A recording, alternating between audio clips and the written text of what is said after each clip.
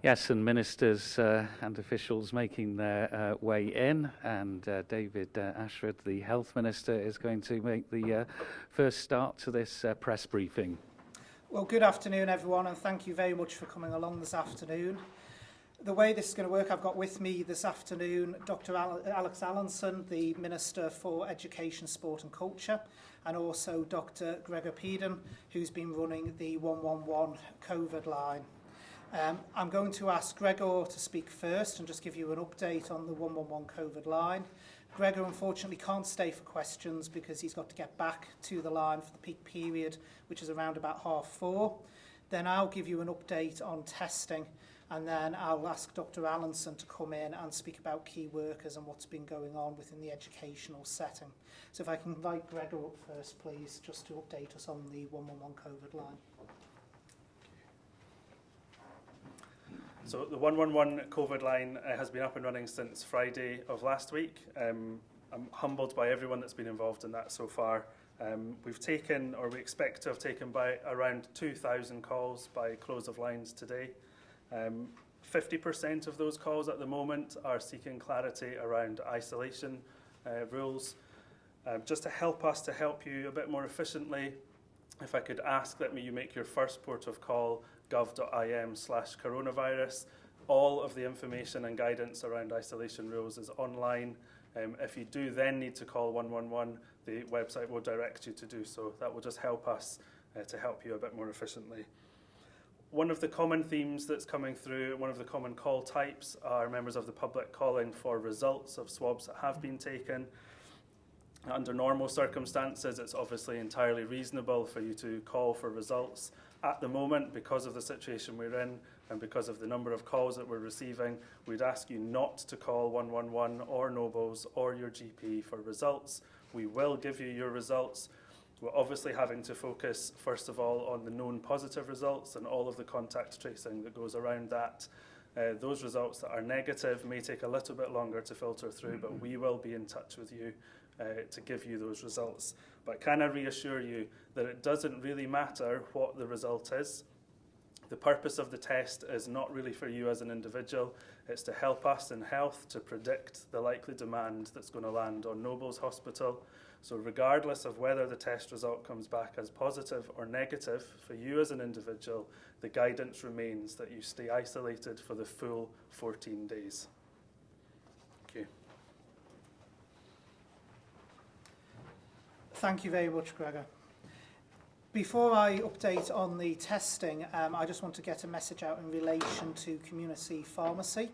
Unfortunately, over the last few days, we have seen an increasing level of abuse towards our community pharmacy teams. People wanting to stockpile medication, wanting increased volumes of medication. There is no need, quite frankly. There is no need for anyone to be stockpiling medicine or taking more than they normally are. Equally, there is very good reasons as to why certain items are being restricted, such as having one pack of paracetamol, etc. And also people should only be asking for delivery of medicine if there is no one available to assist them. But can I please ask that people respect all of our health and social care professionals during this difficult time? They are working hard to help you at the end of the day, and abuse will not be tolerated. In relation to testing, we now have 13 confirmed cases. In relation to all of those cases, they are all self-isolating with what would be described as being mild cases. None of them are being treated at Nobles or require hospital treatment. Just to give you some more detail, in total we've had 186 tests back now, and we're awaiting results from a further 218 tests, and we've got another 42 tests being sent away today.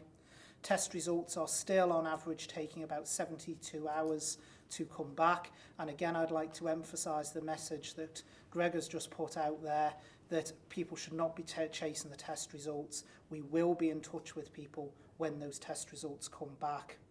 I need to say as well that this is in line with what we expected from the very beginning, and what it does is it shows that the community testing is working. we're being able to identify cases out there in the community and break the chain of infection via back tracing. But again, it reinforces the message that we keep putting out there that people need to respect the rules around self-isolation and social distancing.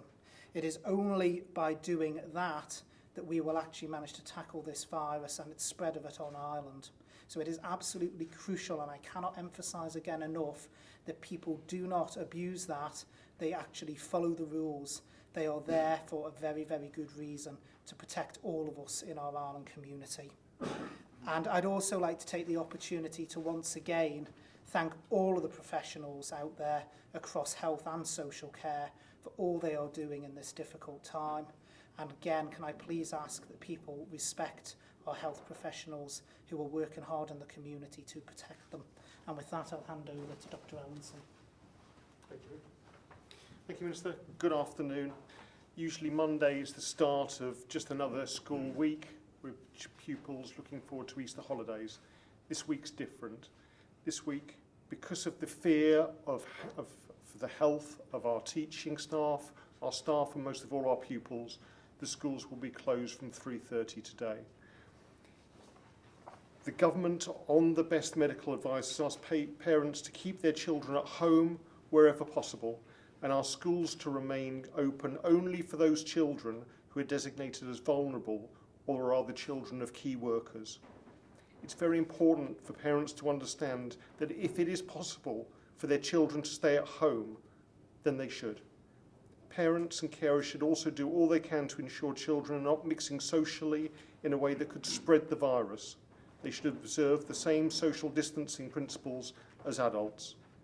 Many parents who are key workers may be able to ensure their child is kept at home.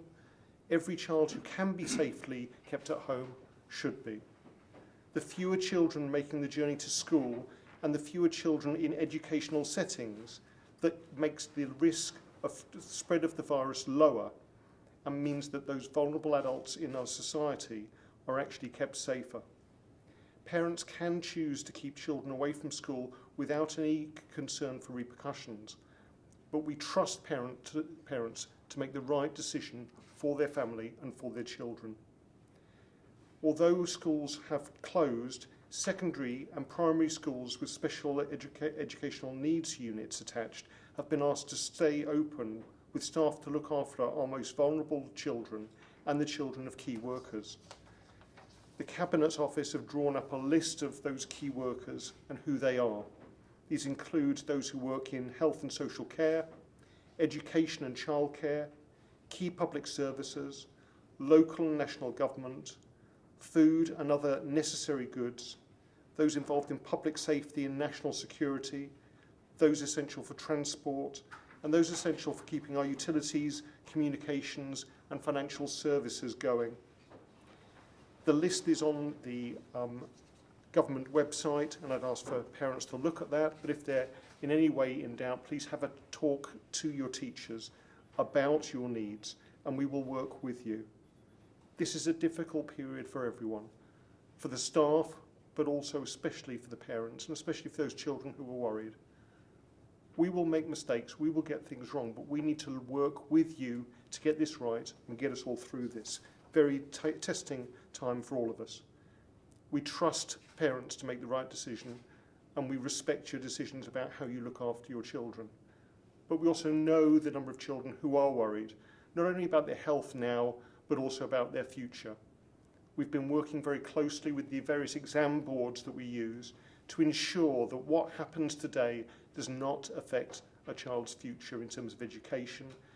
And we've also been working with the University College Isle of Man in terms of their students to allow them to continue with their studies. But we also have university students across who are coming back. We need to use those as a resource. I've already been contacted by various students at UCM who are doing the healthcare assistant course, volunteering to go to our hospitals, volunteering to help out at this time of need. And I hope that some of our returning students can bring their skills with them to help us out as a country. I'd also like to talk to those students who may be still in the United Kingdom wondering whether they should stay or come home. It's a difficult decision for you. But if you want to come home, make that decision now. We need you. We need you to be safe. We're working quite closely with the child daycare providers and childminders, again, looking at the needs of our key workers. We need to work together at this time. We need to come together but stay separate. But if there are any parents who have got any doubts, please ask us. Now is a time for honesty and communication so we can all get through this together.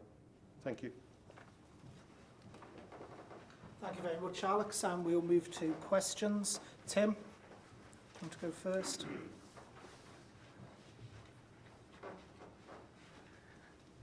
We spoke to somebody who's contracted COVID-19, the young lady in Laxey. She's describing symptoms that are different to the advice that we've had out. She said she had a headache the day before, then a sort of phlegmier cough rather than the dry cough that we've heard about. So is it developing? I mean, why are the symptoms different? It's exactly the same as any other virus, same with winter influenza. It affects different people in different ways. The two most common factors, which is how it's assessed, is the fever and the cough, the continuous cough. But that isn't the same for everyone. That's no different from any other virus. That if everyone's body is unique and everyone reacts in different ways. So you will find people that will show all the symptoms alongside those two. And just in relation to this case as well, I think her husband's got the symptoms now, so obviously he's self-isolating, but the contacts and family, do they need to self-isolate as well? They will be if they need to self-isolate, they'll be contacted by public health as part of the traceback. Second question is we've mentioned 72 hours to get a test and that 13 cases and a number of tests.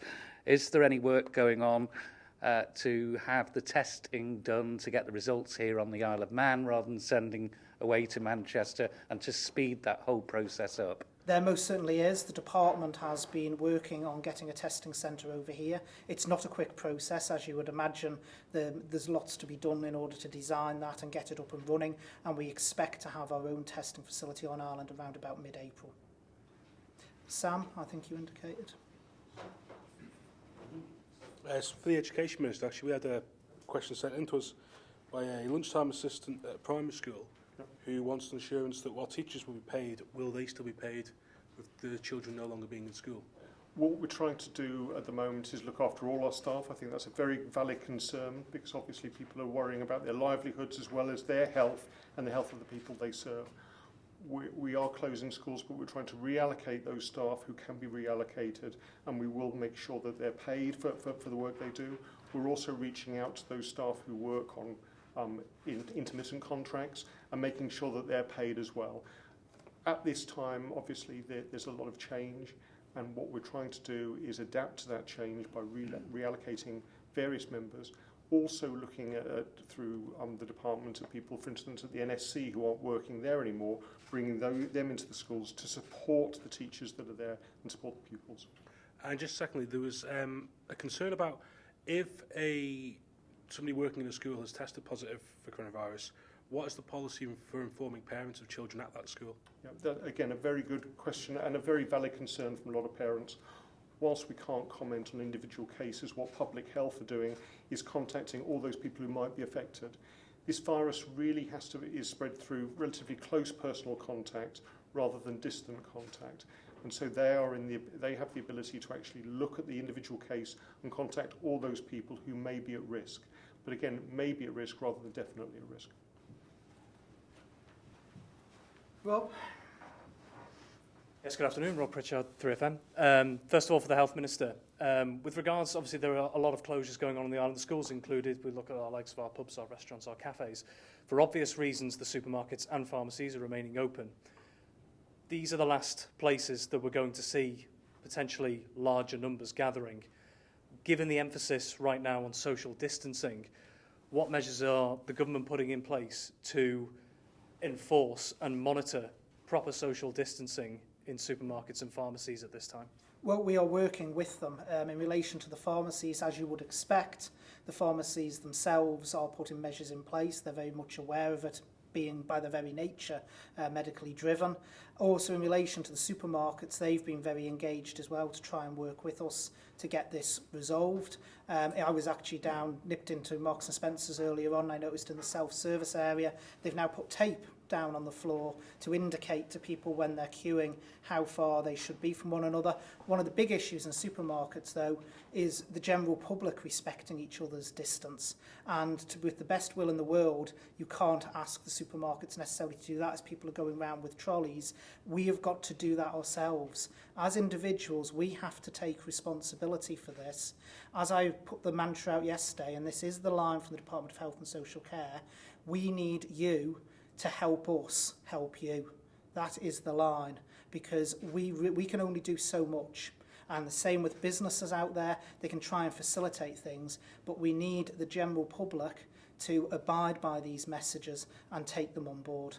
But that way we can continue to operate the way we are without having to look at more restrictive practices. Okay, my second question for the Education Minister. There'll be parents out there who are not classed as key workers under those categories. Their children could be at private nurseries, for example, for which you do pay fees for.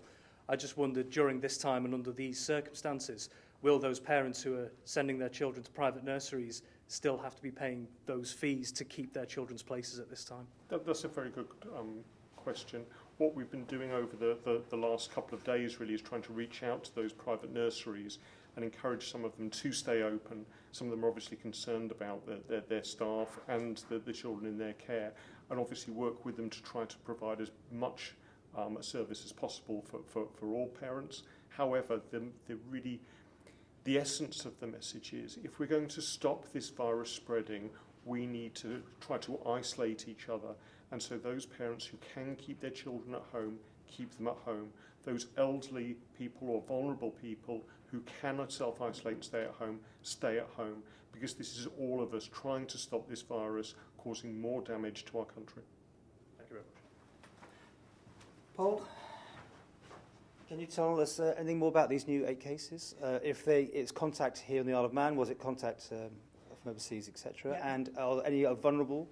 And have you got enough ventilators for this now, which presumably, if you're saying you're predicting this is where we should be, you know that in a week's time it's going to be over 100 or whatever your predictions will show. Are you all that, please? Yeah, the modelling has been done. In relation to this, I need to emphasise again that all 13 cases are community cases. So what that means is they are self-isolating in the community. They require no hospital treatment. They have not been admitted to Nobles. They do not need treatment in Nobles. They simply self-isolate until the symptoms go away, and that is in relation to all 13 cases. It is across a wide age range, the 13 cases, I can say that. In terms of the breakdown, which I knew someone was going to ask of which ones are being contracted in the community and which ones have travel history, I don't actually have that at the moment because Public Health is still in the process of interviewing and tracing back. But as soon as I do, I will share that with you. Because I think that's a very important point to make, as I made it yesterday, how many have a travel history and how many developing in the community. But with these cases literally just filtering through, I don't have that information as yet. Because it affects my next question, is that people aren't taking enough notice. Presumably, if it's been passed one-to-one here on the Isle of Man, the message isn't getting through, and this graph is going to keep going up, right? Well, the simple fact is the message needs to get through, and again, we are now seeing cases on the Isle of Man, so this should be driving home to people. And as I said, it's across age ranges, this. If you look at the 13 cases, so it's not one particular cohort of people. It is across age ranges, and people need to respect those self-isolation rules and also the social distancing that we've brought in. We haven't done it for the sake of it. It's a clear message, and it's a way to fight this virus. If people don't respect those rules, then like other jurisdictions, eventually we may have to look at firmer measures, and we don't want to go down that line. We want people to be able to move freely around our community as much as possible, given the rules in the current situation. But if we have to look at firmer measures, then we will. And you'll let us know when you get that information. And as soon, I'm hoping each day to be able to give you a breakdown between travel and also what is community-based, because I think it's very important to go out. But it's just with the timing of these cases coming in, I just don't have that with me today. Josh? Thank Health Minister, Josh Stokes, ITV. I've had a couple of people approach me with similar questions looking for clarity on self-isolation. A couple of people saying they were visiting friends and within 2 days those friends have developed symptoms and they're wondering whether they should now self-isolate. I'm wondering if you give some clarity on the time span between visiting people, if they then get the symptoms, what does the individual do? Well, the virus has, as far as we know, a 14-day incubation period. If they've got concerns, then they should contact the 111 line. That's what it's there for, to be able to try and allay those concerns. People need to make a decision on that. If the friends have tested positive, then obviously they should potentially be self-isolating. And my second question, we've spoken about communication and the message, as you've been saying, and today the police posting again that chasing a lot of reports of people failing to self-isolate.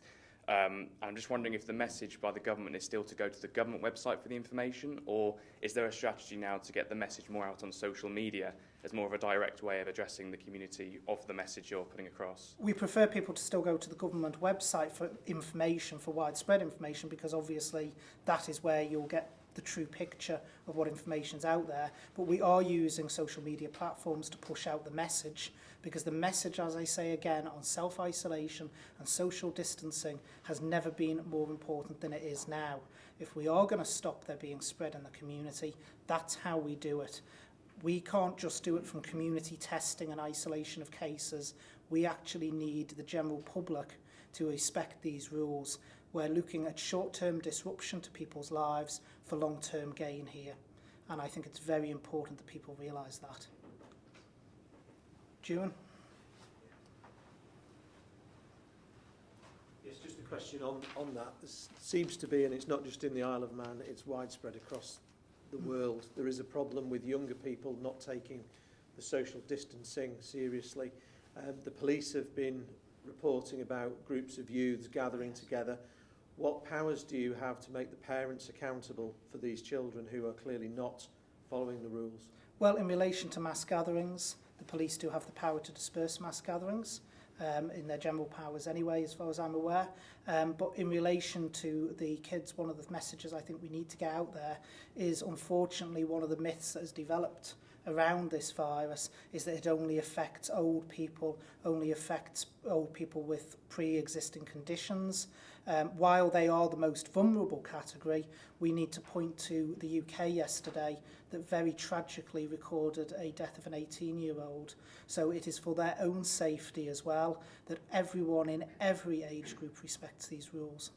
Now, I may have missed this, but can you give us the age range now of those that have contracted COVID-19? I can't give the exact age ranges, but what I can say is it is across a wide spread of age ranges, where I think the lowest case was in their 20s. Alex?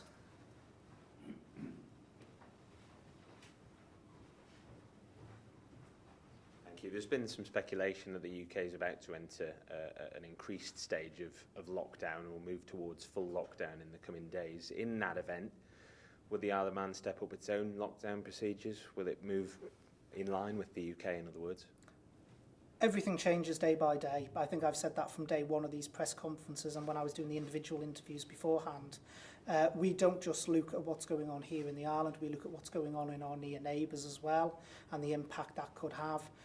We're not ruling anything out, but at the moment we've just done the border closure yesterday and that is still the current situation now. Thank you. And in the event of greater lockdown measures, what efforts will be made to repatriate people from the island who are still stuck in various places around the world? Well, that would depend upon what measures are underway. If it's a full lockdown, then being blunt, as an island, there's not much we can do to repatriate people. And that's why, again, I would actually make it and emphasise the point that we are saying that people on the island should not be doing any form of travel unless it's absolutely necessary, because this situation is changing day by day and action may have to be taken very swiftly if events change. Thank you. Right, well, thank you very much. Sorry. Chris? Sorry, very quickly, just picking up where Paul left off with the ventilators. Where are we at the moment with the ventilators in terms of the population? So in terms of ventilators, we have been looking to work with NHS supply chain. We've also very kindly had offers from individuals with companies who believe they can produce ventilators. We are currently working with them to source more. Like I said, the thing I need to stress at the moment is all 13 cases that have been identified are what would fall into the mild category. So there's been no pressure on Nobles yet, but we are forward planning because that situation, of course, could change. But we're watching almost like a doubling each day. It's following a fairly predictable pattern, so you know at some point that's going to happen, isn't it? Well, one of the things that's important is it's showing the community testing is working. And one of the reasons we ramped up the community testing is what is crucial is breaking the chain. Rather than letting it run rampant throughout the community and spreading, we can actually get hold of people, self-isolate them and the people they've come into contact with, and that breaks the chain of the virus. And that is why we are doing the community testing that we are. Thank you very much, everyone. Thank you very much, as always, for coming along. And with that, we'll head back to Broadcasting House and the news with Lewis Foss.